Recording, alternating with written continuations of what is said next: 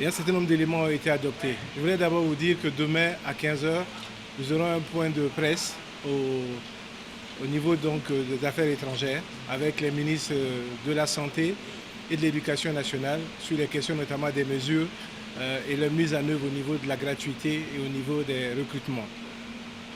Au niveau du ministère de la Justice, il y a eu l'adoption d'un certain nombre d'avant-projets de loi, notamment portant création, composition et attribution et fonctionnement des tribunaux administratifs, un avant-projet de loi organique portant composition, organisation, attribution et fonctionnement de la Cour des comptes et des procédures applicables devant elle. Il y a également un décret portant conditions et modalités d'organisation du concours du personnel du corps des greffiers. Au niveau de l'enseignement supérieur, il y a un décret qui porte la nomination des chercheurs du CNRST aux emplois donc de directeur de recherche et de maître de recherche. Il y a 2 directeurs de recherche et il y a 8 maîtres de recherche. Au niveau du ministère de l'économie, des finances et du développement, il y a eu l'approbation des résultats d'un appel d'offres international pour la modernisation et la sécurisation des titres de transport et la réimmatriculation des véhicules dans le cadre d'un partenariat public-privé. Au niveau du ministère de la Santé, il y a eu donc l'adoption de la mise en œuvre donc du recrutement de 16 000 agents de santé de base communautaire. Il s'agit notamment de définir les critères et également de voir la mise en application de cette mesure-là. Au niveau du ministère de l'Agriculture, il y a eu l'adoption du document de priorité de résilience qui va permettre donc pendant 5 ans de toucher à peu près 5 500 000 personnes et d'apporter un certain nombre de réponses au niveau notamment de renforcer les moyens d'existence de ces personnes, d'améliorer de façon durable la production alimentaire. Il y a 4 axes donc que vous verrez dans le conseil, dans le compte rendu en général. La question de cette publication du décret de nomination du général Zida comme ambassadeur. Le Conseil des ministres a pris un décret qui abroge donc le décret précédent et qui annule donc toute nomination de poste d'ambassadeur en ce qui concerne notamment le cas du général Zida. En ce qui concerne également ce qui se déroule actuellement à Fada, le Conseil a réaffirmé que la justice et le droit doivent être les éléments prioritaires. Donc le Conseil a instruit les différents ministres responsables de ces dossiers-là de faire en sorte que force reste à la loi dans toutes ces situations-là. Il y a des initiatives heureuses en matière de lutte contre l'insécurité. Et donc le gouvernement veut prendre en compte toutes ces initiatives heureuses-là. Il y a simplement le fait que nous devons rester dans un état de droit, encourager et féliciter les forces de défense et de sécurité pour le travail qu'elles font et appeler également les citoyens à travailler dans le respect de l'état de droit. C'est-à-dire qu'il y a des tâches qui peuvent être dévolues aux citoyens dans le cadre donc de cette politique sécuritaire-là, mais il y a un certain nombre de faits. Les arrestations, les amendes et tous ces éléments-là sont du ressort de la loi. Il ne peut pas y avoir une loi parallèle à celle établie par l'État burkinabé. Ça, c'est le point de vue du gouvernement sur ces questions-là.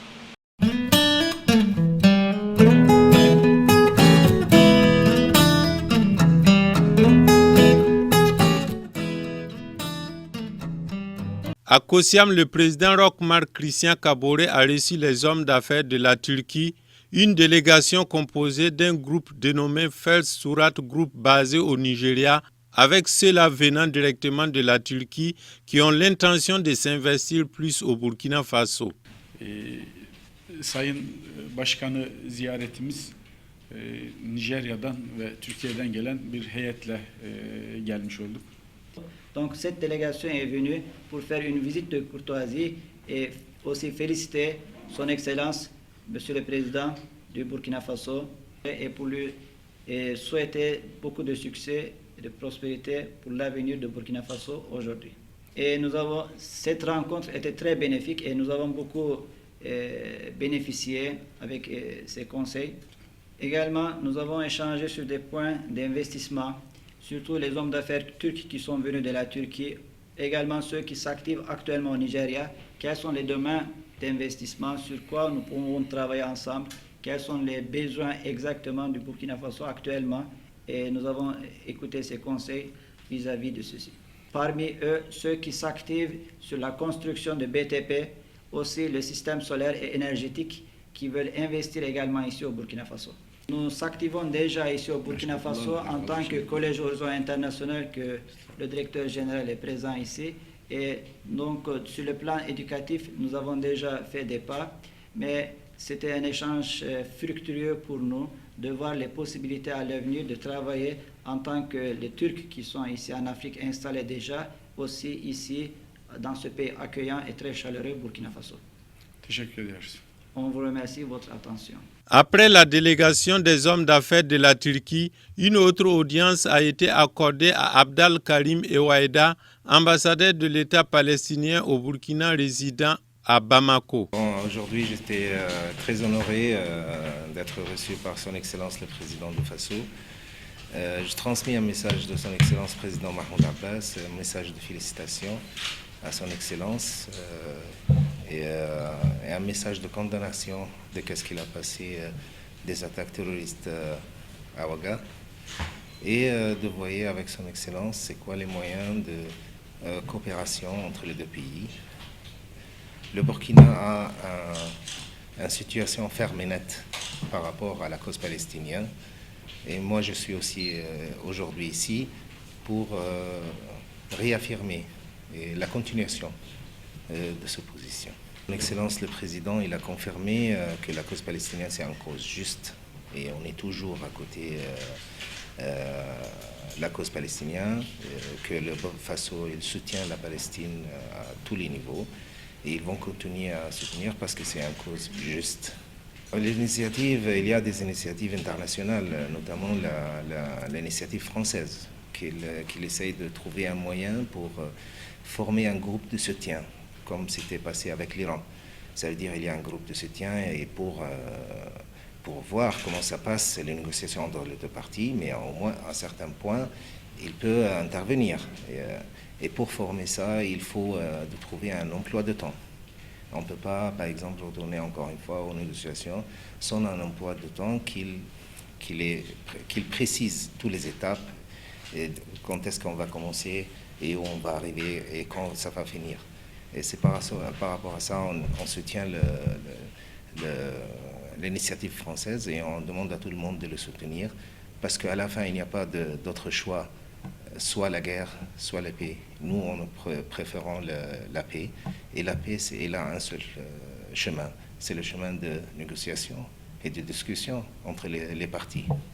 Rappel, la Palestine est sous l'occupation israélienne, mais en matière de coopération, la Palestine a des expertises, surtout en agriculture et au système bancaire.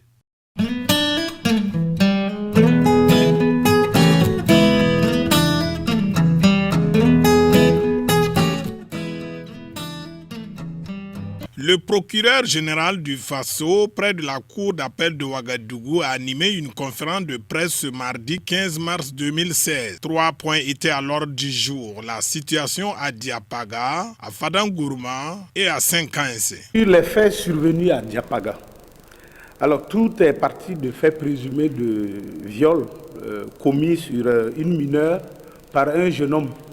Alors, le jeune homme et la victime sont tous deux d'ailleurs des élèves. Et donc le procureur ayant reçu les PV et le jeune homme en déferment a tout naturellement ouvert une information en saisissant le juge d'instruction à cet effet. Et donc pendant que l'affaire était en cours, dans la matinée du 7 mars 2016, des élèves rassemblés en groupe, après s'être rendus au Haut-Commissariat pour livrer et remettre une déclaration à Madame le Haut-Commissaire, ont ensuite convergé vers le palais de justice de Diapaga pour exiger la libération immédiate et sans condition de leurs camarades. N'ayant pas eu gain de cause, ils s'en sont pris donc aux locaux du palais où ils ont fait du saccage pour après se rendre donc à la maison d'arrêt et de correction de Diapaga.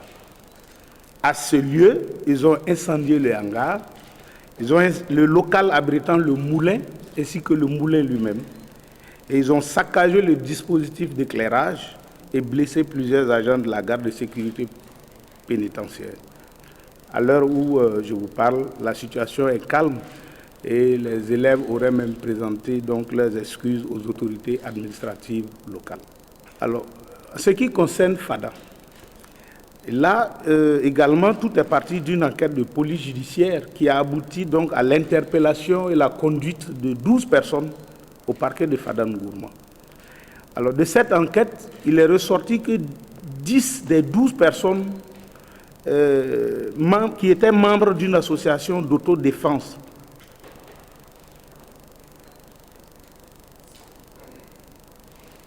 Et les 2 autres personnes, donc, qui étaient des personnes suspectées de vol de bétail, donc, ont été retrouvées ligotées dans un véhicule. Et donc, après la procédure, le camion et les individus ont été donc, transférés au niveau du parquet. Et donc, après l'examen de la procédure, le procureur, au regard des éléments, a donc ouvert une information contre les 10 personnes pour enlèvement, séquestration, torture et coups et blessures volontaires.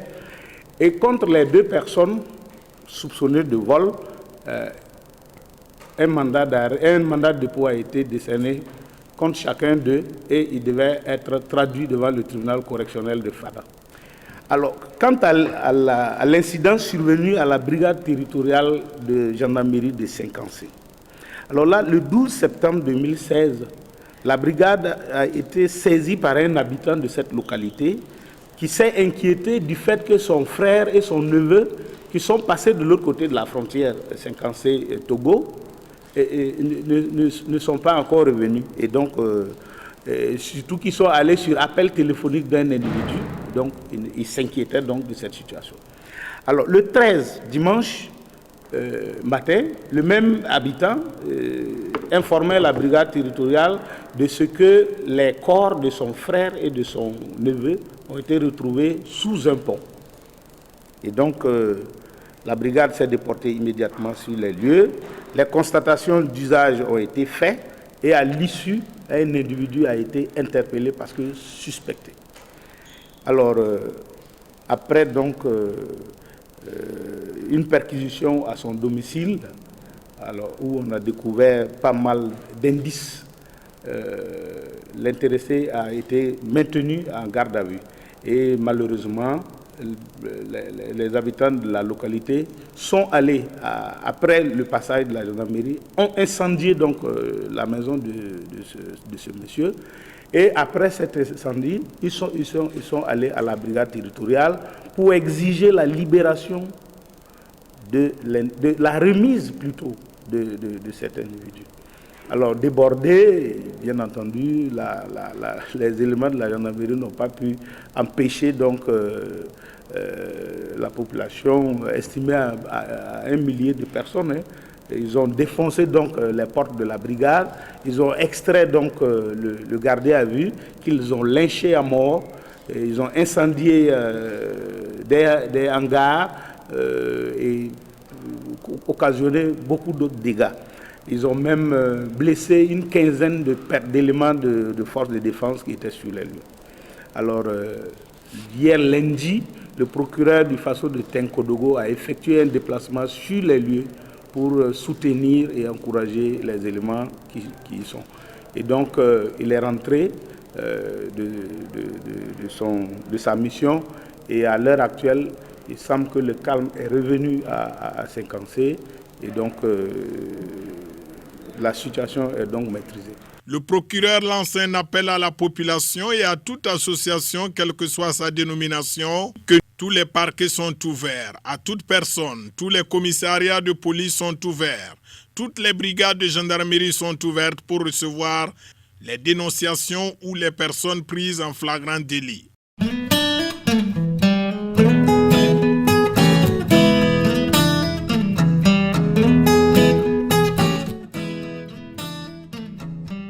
Le ministre d'État, ministre de l'Administration territoriale, de la décentralisation et de la sécurité intérieure a rendu visite l'état-major de la gendarmerie de Paspanga. D'entrée, reçu par le chef d'état-major de la gendarmerie nationale, une projection d'animation retraçant l'historique et l'organigramme de ce corps depuis sa création en 1960 à nos jours. entretien à huis clos avec les responsables en passant par la visite des locaux et les équipements de cette armée. Constat, malgré le nombre du personnel et d'équipements que possède ce corps, quelques insuffisances ont été démarquées selon les textes onusiens. Il faut prévoir un gendarme pour 400 habitants alors que pour l'instant, il n'est qu'un gendarme pour 1860 habitants. C'est préoccupant. Il y a des hommes, il y a un peu de matériel, mais nettement en dessous de ce qu'il faut pour pouvoir assurer une sécurité correcte des citoyens, de leurs biens et de tous ceux qui nous font l'amitié d'être de passage ici au Burkina. Alors j'ai regardé, je suis venu, j'ai vu, j'ai constaté qu'il y a de gros efforts encore à faire pour permettre à l'ensemble de cette institution qu'est la gendarmerie de jouer pleinement son rôle. Au sein de la gendarmerie, il y a des différents compartiments et notamment nous venons de voir le compartiment qui contient des unités spéciales conformes pour lutter contre le terrorisme, le grand banditisme, la criminalité transfrontalière. Et c'est autant de structures et sous-structures qui demandent à ce que l'on puisse les accompagner sur le plan matériel, sur le plan habillement, accoutrement et sur le plan du maintien du moral également. Dire que nous sommes très honorés, nous sommes sortis donc ragaillardis de cette rencontre. En tout cas, il était important pour nous de pouvoir recevoir donc, le ministre d'État, ministre de l'administration territoriale, de la décentralisation et de la sécurité intérieure. Nous avons passé en revue donc un certain nombre de difficultés qui se résument essentiellement en déficit de moyens roulants qui sont des éléments nécessaires pour la projection des troupes sur le terrain. Il y a également le problème d'infrastructure parce que la gendarmerie dispose de très peu de casernes construites qui répondent aux normes. Je veux parler du cas des escadrons. Nous avons des escadrons qui existent à travers le territoire, mais qui n'ont pas de cadre donc, de travail. Et nous avons donc évoqué la question des infrastructures, l'insuffisance des infrastructures et la vétusté des infrastructures existantes. Nous avons également parlé des difficultés que nous avons en ressources humaines. Le recrutement actuel que nous faisons nous a permis de booster les effectifs, mais en réalité c'est insuffisant. C'est nettement insuffisant. Nous avons donc souhaité que ce recrutement puisse se poursuivre avec le nombre au minimum, le nombre actuel au minimum, ou plus que ça. Donc c'est essentiellement ces 3 points que nous avons donc eu à soumettre à M. le ministre d'État. Selon le ministre Simon Compaoré, cette visite ne s'arrête pas à cette 3e région de gendarmerie, mais cela s'étendra aux autres régions basées à Kaya et à Bobo.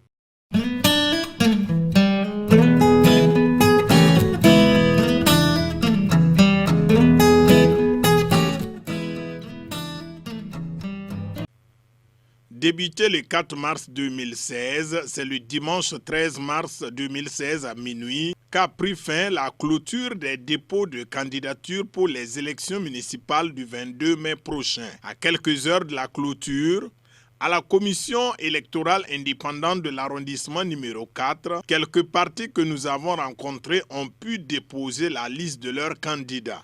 On est venu ce soir juste pour le dépôt des dossiers par rapport au municipal. Des échéances à venir. Au dernier moment? Pas qu'il y a eu des tractations, mais bon, on a pris tout notre temps pour étudier le dossier de sorte qu'arriver sur les lieux qu'on ne soit pas confronté à des situations de rejet. Voilà. Il n'y a pas de souci vraiment. Alors, on n'a pas eu de souci vraiment. On a déposé aisément et puis voilà, c'était vraiment convivial quoi. Voilà.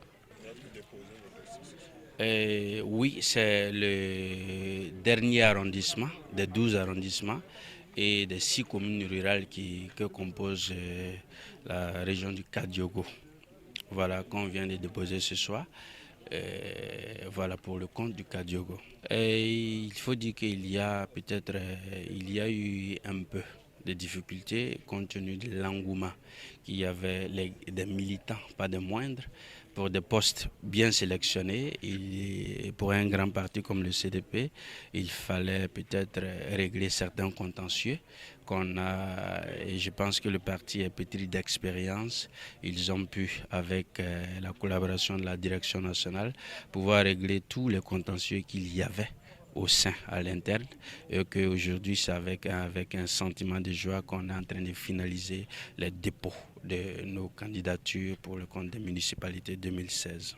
Dans ce bureau du CIA 4, pas de difficultés majeures, nous confie la présidente de ce centre. Il faut dire depuis le 4 mars, nous sommes là de 8h à 16h. Mais l'affluence, là, c'est surtout à compter d'hier et puis aujourd'hui, surtout aujourd'hui. Donc, vous voyez même le monde, donc c'est là de note qu'il y a beaucoup d'affluence aujourd'hui, surtout la nuit, là. Nous sommes au 20e dossier, alors qu'il y a des gens qui attendent toujours. Bon, nous n'avons pas de difficultés majeures, seulement c'est le classement des dossiers, selon les sous-chemises. Quand les candidats viennent, si les dossiers ne sont pas bien classés, nous les orientons à bien classer les dossiers. En dehors de ça, on n'a pas de difficultés majeures qu'on rencontre ici. Même constat fait par Maître Barthélemy Kéré qui a fait le tour de quelques bureaux de dépôt de dossiers. Bon, nous sommes en tournée depuis ce matin. On a fait le tour de l'ensemble des communes rurales. Et puis, depuis pratiquement 18 heures, nous faisons le tour des arrondissements de Ouagadougou. Bon, d'un point de vue d'ensemble, ce qu'on peut constater, c'est la bonne mobilisation de l'ensemble de nos démembrements. Tout se passe bien à l'intérieur, ils sont bien organisés pour la réception des dossiers de candidature. Ça, c'est l'élément principal que nous avons constaté. Et la deuxième chose, c'est la discipline que nous avons constatée. Vous avez vu un peu partout que tout se passe assez bien. Nous avons entendu qu'il y a quelques petites difficultés entre les partis politiques, mais je veux dire ça ne concerne pas la CENI. Nous attendons tranquillement que les listes soient composées là-bas et puis nous les réceptionnons donc ici dans les CIA et dans les CECI.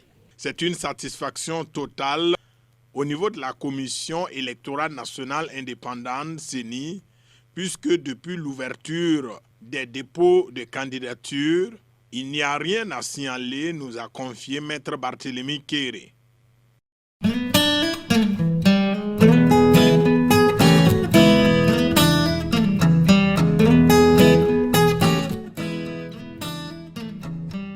Dans un marché de l'économie numérique en plein essor, cliquer devient un mode de vie. De nos jours, Internet est devenu un outil indispensable pour les affaires. Pour manger, pour acheter, vendre et même pour apprendre, il faut cliquer. C'est pour apporter sa pierre à l'édification de cette exigence nouvelle de la société qu'est née la plateforme Moon. C'est un réseau d'affaires qui doit permettre aux hommes d'affaires burkinabés en particulier et africains en général pour pouvoir et donc proposer à un grand nombre de consommateurs finaux à travers ce concept business to business and business to customer network.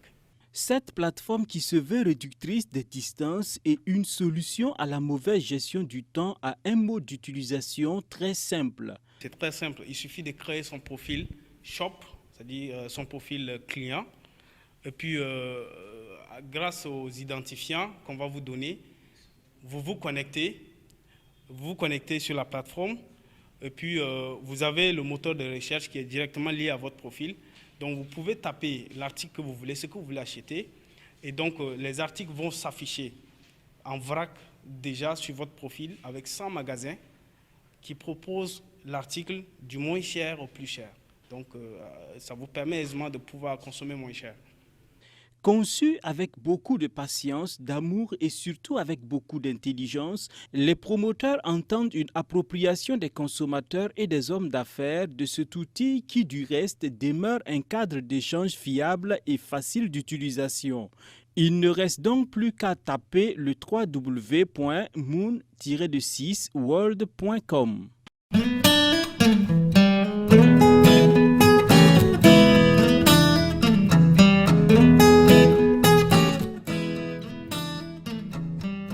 C'est dans un contexte marqué par l'évolution rapide des nouvelles technologies de l'information et de la communication et dans le souci de se former pour bien servir que les techniciens de télévision et radio privés et publics ont été inspirés de créer l'association Attrape. Cependant, beaucoup de ces techniciens sont arrivés sans avoir eu au préalable une formation. Et ceux qui ont pu le faire l'ont fait en très peu de temps, ce qui ne leur laisse pas le temps d'avoir une base. Laissant le reste de la formation à la pratique sur le terrain, en somme une formation sur le tas. Ce qui laisse penser qu'ils feront leur carrière sans avoir bénéficié ou presque pas de formation initiale. Les quelques rares sessions de formation d'atelier ou de recyclage qui existent s'adressent beaucoup plus aux journalistes qu'aux techniciens. Certes, il existe des centres de formation, mais le revenu de ces derniers ne leur permet pas de s'inscrire pour bénéficier d'une quelconque formation ou stage. D'ailleurs, beaucoup travaillent sur la base du bénévolat parce qu'ils aiment ce qu'ils font et veulent en maîtriser les techniques. Pour bénéficier d'un stage ou d'un atelier, c'est un parcours de combattant. Beaucoup travaillent dans des organes de radio et ou de télévision pendant 10, voire 15 ans, sans atelier de remise à niveau, n'en parlons pas de stage. Certains ont travaillé durant toute leur carrière sans avoir bénéficié du moindre stage de formation ou de recyclage. Et si nous nous prenons garde, certains techniciens aujourd'hui risquent de vivre la même situation si rien n'est fait. Voici la triste réalité que vivent la plupart des techniciens de télévision et radio, publics et privés du Burkina. Pourtant, les médias burkinabés, qu'ils soient publics ou privés, au même titre, soutiennent et participent au programme de développement économique et social du pays, du Burkina Faso. Ils contribuent à éduquer, informer et distraire le public, participent à la diffusion et à la promotion de la culture burkinabé à travers le monde, contribuent ainsi au programme de développement des différents gouvernements. Tels sont les objectifs implicites ou explicites assignés aux médias exerçant au Burkina Faso. Car un technicien bien formé est égal à travail bien fait, matériel bien entretenu, en bon état et qui a une longue vie. Ce qui évite donc aux responsables des dépenses répétées pour le même matériel et par conséquent permet des économies. Voici les raisons qui ont milité à la mise en place de l'association des techniciens de télévision et radio privés et publics du Burkina. L'objectif principal a été dénoté par le président de l'association tout en faisant l'appel à toutes les bonnes volontés de leur venir en aide pour un audiovisuel plus performant et professionnel. Nous visons essentiellement la formation, la remise à niveau technique de nos techniciens. Vous savez, c'est une association de techniciens et les objectifs de l'association, c'est surtout de contribuer à relever le niveau de formation technique de nos membres. Voilà, ça c'est l'objectif principal. Bien sûr, comme toute association, il y a des objectifs qui sont entre autres participer au développement de l'audiovisuel au Burkina Faso, participer au développement des activités socio-économiques visant le développement du Burkina Faso, ainsi de suite, ainsi de suite. Mais notre objectif principal, comme je vous l'ai dit, nous sommes des techniciens de l'audiovisuel, c'est surtout contribuer à rehausser le niveau technique de nos membres. L'appel que nous avons à lancer, dans ce sens, c'est d'inviter vraiment toute personne morale ou physique qui peut nous accompagner pour que nous puissions vraiment organiser des ateliers, des séminaires de formation pour nos membres. Aussi, que ce soit les ambassades, les ONG, les associations sœurs ou toute autre association qui peut vraiment nous accompagner à ce que nous puissions organiser ces genres de formations-là pour relever le niveau de nos techniciens. Tout technicien de l'audiovisuel appartenant à un organe public ou privé est la bienvenue au sein de l'association des techniciens de télévision et radio privés ou publics du Burkina Faso Attrape.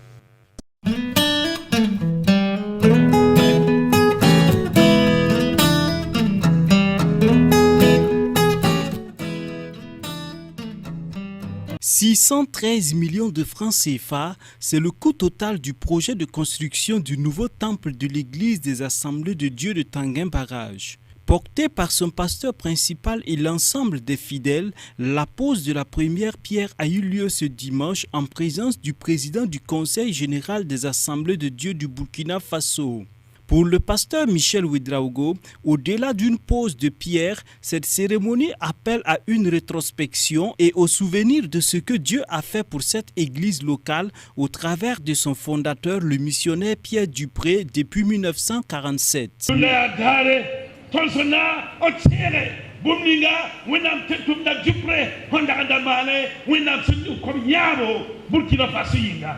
Aujourd'hui, c'est un jour de commémoration de ce que le serviteur de Dieu qui est Dupré avait fait et que Dieu lui avait donné de faire pour l'église du Burkina Faso.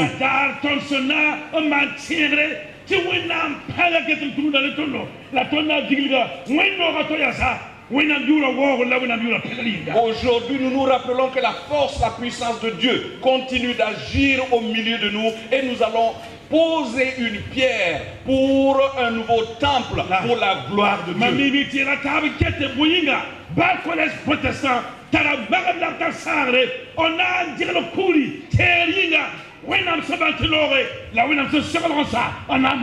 Et je sais que c'est un jour parmi tant d'autres parce que je sais que le collège protestant aussi a un projet pour la pose d'une pierre pour que l'on se rappelle ce qui a été fait et ce qui sera encore fait.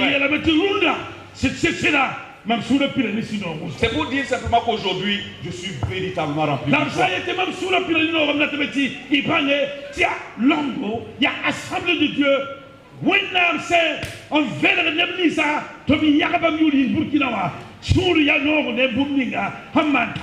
Et si je dis que je suis rempli de joie, il faut que vous sachiez que c'est tout le conseil des assemblées de Dieu qui est rempli de joie pour ce qui se réalise au sein de cette église. Le moins qu'on pouvait lire sur tous les visages à cette cérémonie, les enfants, les vieux, en passant par les jeunes, tous ont esquissé des pas de danse pour montrer leur adhésion à ce projet.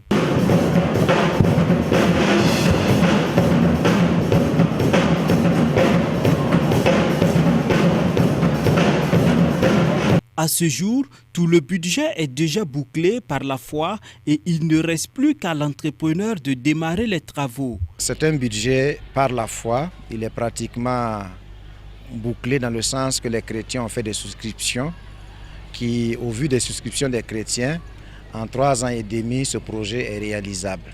L'Église elle-même participe d'un certain montant, les souscriptions viennent s'ajouter. Nous nous sommes dit que nous allons construire cette église en comptant sur les membres de cette église. Donc nous n'avons pas fait d'appel de fonds extérieurs.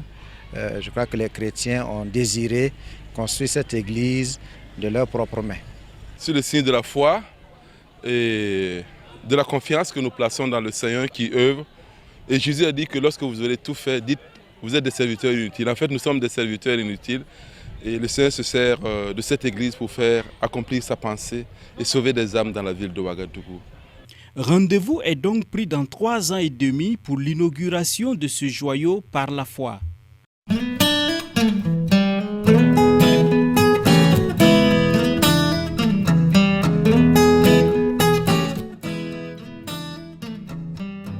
Dans 5 ans, l'Église des Assemblées de Dieu du Burkina aura 100 ans. En prélude à cet événement important dans la vie de l'institution, les premiers responsables ont entrepris de restaurer tous les édifices ou objets pouvant servir à la mémoire de l'Église et pouvant constituer des repères à la jeune génération. Il y a eu des régions où des missionnaires ont sillonné. Il y a eu des régions où même des missionnaires burkinabés ont été et ils ont commencé l'œuvre. Je prends l'exemple de mon vieux qui est parti jusqu'à Tangaï. Il fut le pionnier. C'est lui qui a mené l'église à Tangaï avant même que je ne sois né. Vous voyez? Alors, et là, une belle œuvre est là. Ça fonctionne. Je pense que si les enfants de ces lieux-là peuvent réellement immortaliser ou réellement faire quelque chose pour rappeler l'histoire, ça serait très bien. La même chose avec toutes les régions, les sous-régions. Je vais même aller même jusqu'à l'église locale.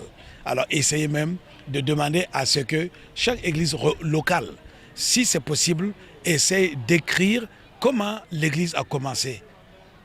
qui était le pionnier, qui a amené, comment Dieu l'a utilisé, les miracles ou bien, tout ce qui s'est passé, comment Dieu a œuvré.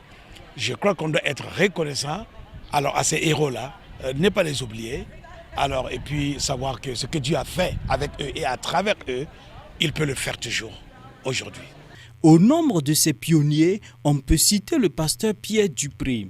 Arrivé au Burkina Faso en 1947, le pasteur Pierre Dupré a ouvert une trentaine d'écoles primaires, dont la toute première en 1948 à Ouagadougou. Homme de vision, engagé pour le développement holistique de l'être humain, le missionnaire a poursuivi son œuvre par l'ouverture d'un dispensaire en 1951, devenu aujourd'hui centre médical avec antenne chirurgicale Chifra, qui fait la fierté de tout le pays. En 1951, il ouvrira le collège protestant de Ouagadougou. Le collège des jeunes filles de Lumbila, sous sa houlette, verra le jour en 1963, de même qu'une école biblique en 1965 et une pouponnière en 1966. Aujourd'hui, la toute première église qu'il a construite en 1954 a été réfectionnée et une partie transformée en musée dans lequel on peut voir un spécimen de la toute première marmite de la cantine de l'école primaire, le pupitre construit des mains du pasteur Dupré, le piano et bien d'autres objets.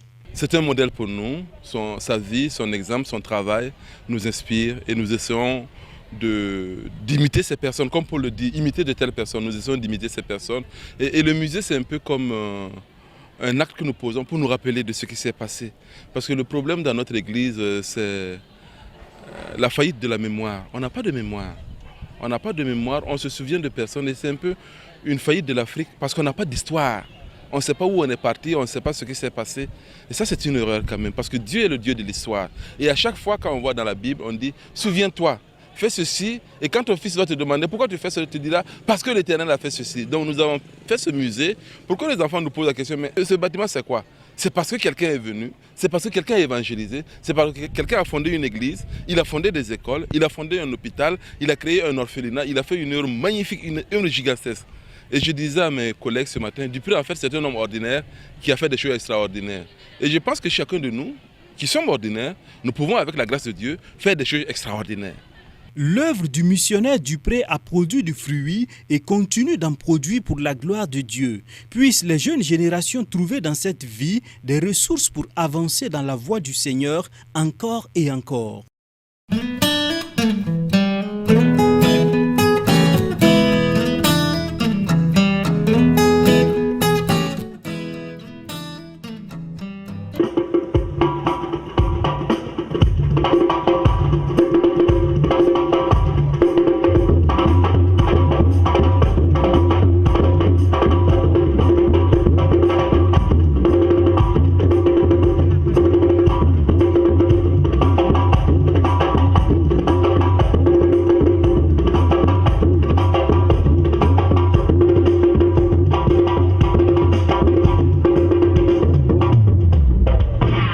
Chants, sketchs, sons de fanfare, danse, chorale et groupe, chantent et musiciens se succèdent sur le podium.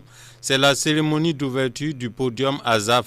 Il y a 5 ans consécutifs que le temple Nerija reste fidèle à ses éditions. La marraine de la 5e édition, Marie-Louise, Madame Compaoré, se sent honorée en étant associée à cette œuvre noble tout en faisant part à la sainteté de la louange qui ne doit être une œuvre commerciale ni un objet de marchandise, afin de rester cohérent avec la Bible.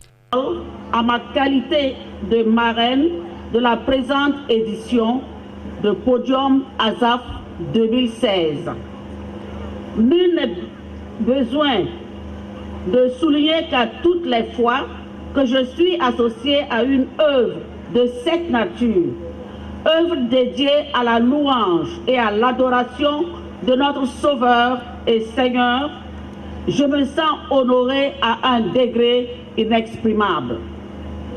Aussi, je fais mienne cette déclaration de Marie citée dans Luc 1, 46 à 47. Mon âme exalte le Seigneur et mon esprit se réjouit en Dieu, mon Sauveur. en acceptant de parrainer la 5e édition de Podium Azaf, c'est sur la disponibilité de la grâce de Dieu à tous égards que je compte. Je suis personnellement limité, mais je coopère avec un Dieu omnipotent, omniscient, omniprésent, immuable et éternel. C'est à lui que j'ai demandé de vous accompagner pour que vous ne connaissiez pas de limites dans la mise en œuvre de cette noble vision. Chers filleuls, chantres et musiciens, ceux qui désirent aujourd'hui continuer d'affirmer avec la Bible que la louange en tant que telle doit être absolument sainte, réservée à Dieu, seront amenés à reconnaître également que la louange ne peut donc pas devenir un objet commercial, une marchandise, sans perdre sa sainteté. Vous êtes du nombre de ceux-ci en organisant une telle manifestation musicale qui, en toute sainteté, vous voudriez adorer et louer Dieu et communier ensemble sans distinction. Vous n'êtes pas sans savoir que ce domaine d'expression de l'Église représente le milieu, représente la meilleure plateforme de rencontre entre les chrétiens d'abord et entre les chrétiens et les non-croyants ensuite. Quelqu'un a dit que chanter et adorer ensemble permet de laisser de côté nos différences pour nous unir sur ce que nous avons de plus précieux en commun. Le Dieu unique en louant son amour dans l'unité, comme sa parole nous le demande. Concernant Podium Azaf, le témoignage que je garde à l'esprit, c'est la grandeur de la vision, certes, mais c'est surtout votre attachement à elle, afin de la convertir en une réalité qui se bonifie au fil des éditions. J'étais personnellement impatiente de venir pour contempler la gloire de Dieu révélée par ses adorateurs talentueux, mis à part pour le royaume des cieux. Je suis venu, j'y ai vu, j'y ai cru, mais ce que j'ai vu, comme l'a témoigné la reine de Séba lors de sa visite à Salomon à Jérusalem, dans 1 Roi 10, 4 à 7, est plus grand que ce que j'ai entendu dire. Dieu lui-même se glorifie à travers cet événement. S'il était possible que nous demeurions ensemble dans cette même ambiance, le son de la trompette ne nous surprendrait pas. Nous serions tous enlevés, même si nous venions à nous quitter, nos esprits continueront de communier pour élever au plus haut notre Dieu. Mieux, nous reviendrons ici pour tenir Podium Azaf 2017.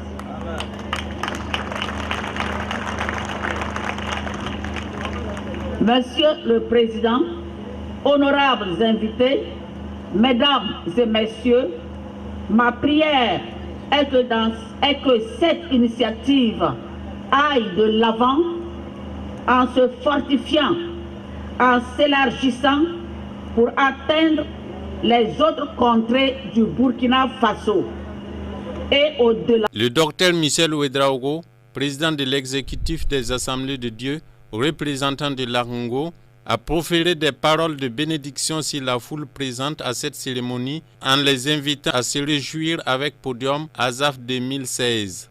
Dieu soit loué. Que le nom de l'Éternel soit adoré. Que les cieux descendent. Que le quartier encore soit béni ce soir. Chaque année, ce quartier reçoit les bénédictions de Dieu. Donc, que le quartier reçoive encore les bénédictions de l'Éternel. Je salue les autorités de ce quartier. Je salue tous ceux qui nous entendent ce soir. Je les salue. Que la paix de Dieu soit avec vous. Que la bénédiction de Dieu soit avec partage. Soyez bénis à votre place. Que tous ceux qui peuvent venir viennent. Que ceux qui ont toujours peur se encourager qu'ils viennent. Celui qui mange, qu'il mange vite et qu'il vienne. Venez pour qu'ensemble nous nous rentrons dans les demeures de l'Éternel. Avec des prières. Avec des louanges et des adorations. Parce que cela plaît à Dieu. Si un quartier choisit de louer l'Éternel, il attire des bénédictions sur ce quartier. Faire sortir les maladies du quartier. Tout ce qui est calamité sorte de ce quartier. Que la paix de Dieu descende comme une pluie sur ce quartier. Gloire au Seigneur. Au nom de l'église de l'Assemblée de Dieu.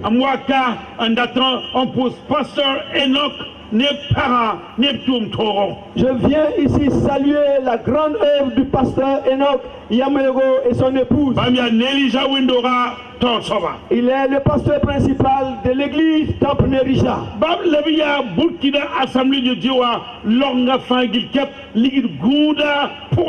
Il est aussi le trésorier général adjoint du bureau exécutif de l'église de l'Assemblée de Dieu du Burkina Faso.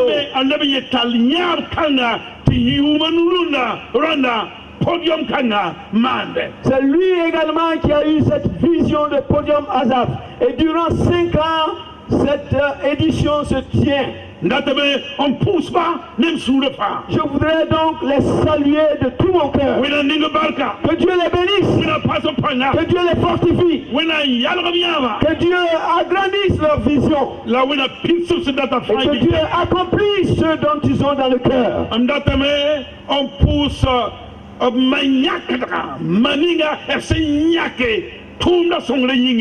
Je voudrais aussi saluer la marraine qui a été choisie pour booster encore l'œuvre. Madame Compaoré. Je sais que c'est quelqu'un qui n'a pas le temps. Je ne parle pas au hasard, je sais ce dont je parle. Parce que dès le matin, elle devait venir à notre rencontre, mais elle n'a pas pu venir. Je voudrais de tout mon cœur la remercier. Parce qu'elle s'est donnée, elle a accepté de venir pour parrainer cette édition. Que Dieu vous bénisse.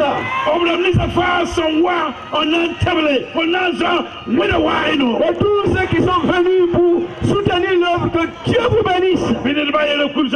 Que personne ne parte bredouille. Que la bénédiction de Dieu soit sur vous. Je vais vous dire une chose. Durant les 5 ans passés, je ne suis jamais venu ici et retourné découragé. Lorsque je viens, je retourne dans la joie. C'est comme vous l'avez constaté ce soir. Lorsque les enfants dansaient le warba, c'est la joie de Dieu qui est en eux. Ils n'ont pas bu. Ceux qui, la fanfare qui est en train, c'est la bénédiction de Dieu qui est en eux. Ils n'ont pas bu. Tous ceux qui chantent, qui ont des belles voix qui chantent. C'est la joie du Seigneur qui les comble. Notre frère Gédéon qui parle et que les gens il n'a pas c'est la bénédiction de Dieu qui est en lui. Ce soir, la joie remplit la joie. Demain soir, la joie va remplir la surface. Jusqu'à ce que la joie, il y aura toujours la joie. Ainsi, venez, et ajoutez-vous à cette joie. Faites la joie. Recevez la bénédiction de Dieu. À toujours. Que la présence de Dieu soit réalisée et que son nom soit glorifié. Pour ces paroles, j'ai dit Podium Azaf. 5e édition. Elle est ouverte. Dieu le Père, Dieu le Fils, Dieu le Saint-Esprit. Amen. Enoch Yamoyoro, pasteur principal du temple Nerija, promoteur du podium Azaf, nous dit plus sur le contenu de cette édition. Au cours de ces 4 soirées, les artistes vont louer le Seigneur. Il y aura un temps d'appel de manière à ce que les âmes qui ne sont pas encore venues à Christ prennent la décision de venir à Christ. Donc il y a des conversions à chaque fois que nous tenons Podium Azaf. Il y a des prières aussi pour les malades et pour les gens préoccupés par différents sujets. Donc en fait, il y a l'aspect louange et adoration, mais vous ne pouvez pas faire la louange et l'adoration sans parler de la puissance de Dieu, sans expérimenter la puissance de Dieu. Et la puissance de Dieu agit autour de tout ça. Nous sentons qu'au fil des éditions, ça s'améliore. Bien sûr, l'événement est aussi de plus en plus connu et nous sentons vraiment que les gens sont de plus en plus motivés autour du podium Azaf. Mon appel rejoint ce que nous avons retenu comme verset, le psaume 156, que tout ce qui respire loue l'Éternel. Et c'est Dieu qui nous donne la vie, c'est Dieu qui nous donne de pouvoir faire ce que nous faisons. Comme la Bible l'a dit, c'est lui qui donne le vouloir et le faire, et le pouvoir de faire. Donc je demande à tous les adorateurs, à tous ceux qui vivent, de se joindre à l'adoration du Seigneur. Quel que soit le niveau, quels que soient les degrés, chacun peut louer le Seigneur, chacun peut adorer le Seigneur. Et cela même est plus un devoir. La soirée était riche en louanges, la présence de Dieu était là. Plusieurs personnes ont donné leur vie à Christ.